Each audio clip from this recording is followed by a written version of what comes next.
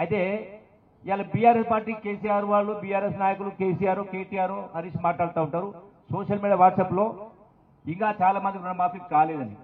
ఏం చెప్పింది కాంగ్రెస్ పార్టీ?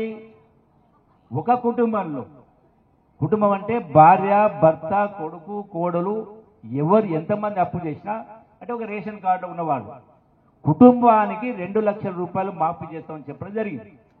అదే ప్రకారం 2 లక్షల రూపాయల లోపల ఉన్నటువంటివి అసలు వడ్డీకి కలిపి అదే చేస్తామని చెప్పడం జరిగింది, అదే చేయడం జరిగింది.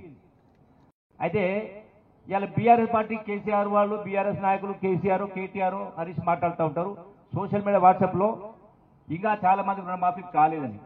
ఏం చెప్పింది కాంగ్రెస్ పార్టీ? ఒక కుటుంబంలో, కుటుంబం అంటే భార్య భర్త కొడుకు కోడలు ఎవరు ఎంతమంది అప్పు చేసినా అంటే ఒక రేషన్ కార్డు ఉన్నవాళ్ళు కుటుంబానికి 2 లక్షల రూపాయలు మాఫీ చేస్తామని చెప్పడం జరిగింది.